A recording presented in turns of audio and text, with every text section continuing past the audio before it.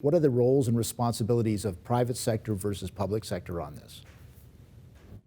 Well, it's a very good question. So each of us here are a federal citizen, a provincial citizen, a municipal citizen, and an economic citizen, yet we are still just one person. So our digital identity cuts across all of those dimensions for sure. And I think, that intersection points out, I think, where the innovation is going to happen. And as we bring forward standards around digital identity, we will be bringing forward opportunities for innovation, opportunities for inclusion, diversity, new business models, new opportunities for Canadian businesses. And I think that's a natural discussion ground and consensus ground for the private and public sector to come together with.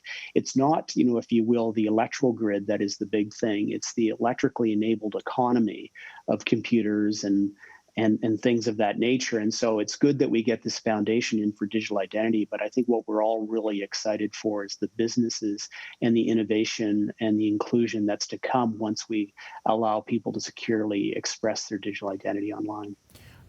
Andre Boyson, wearing your other hat at the Senior Fellow for the Center for International Governance Innovation, this must be a topic of conversation.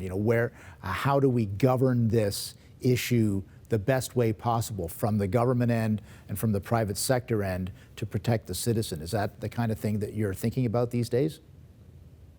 For sure it is, Tony. One of the things that we're working on right now at CIGI is a national cybersecurity strategy for the country.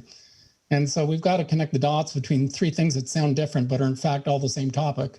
First is the topic of national cybersecurity, and we see in the newspaper all the different harms, SolarWinds as an example, that occur when we have this supply chain of infrastructure that relies on security.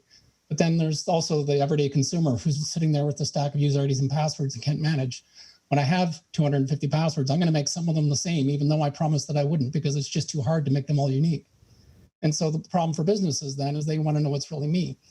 And I can't remember their own password. And I'm Andre Boyson, and I can't pass the Andre Boyson test. Okay. So they have a challenge. Is this Andre Boyson or someone pretending to be Andre Boyson? And we go around in this circle about where to solve the problem. So there is a big national policy issue here to be solved, and recognizing that digital identity is actually something that needs to be done through coordination. There is no center of the universe in identity. It's a coordinated effort between multiple sectors in the economy, each doing their best strength to help and buttress the strengths of the others. And it's a coordinated play, and that's what we're working on, both from a strategy point of view, and each of the companies here together at DIAC are working to make happen.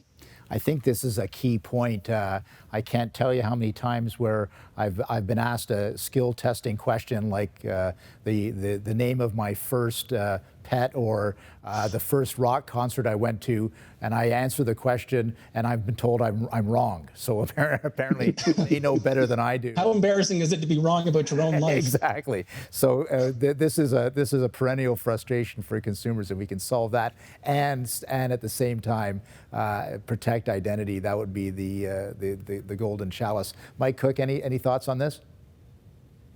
Just one last thing around the government or public-private sector contributions. I think governments have always done a great job of issuing identity in the physical world.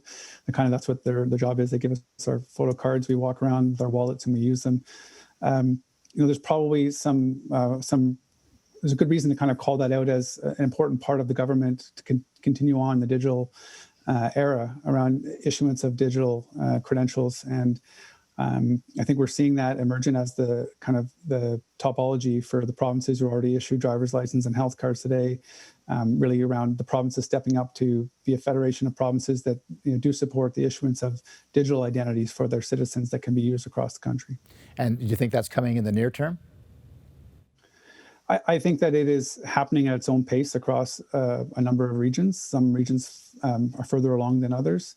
And I think that there's a strong demand and a strong history of working together with the federal government that'll kind of dictate how this kind of comes together for the federal and the the provincial governments to exchange credentials that are issued by the provinces too.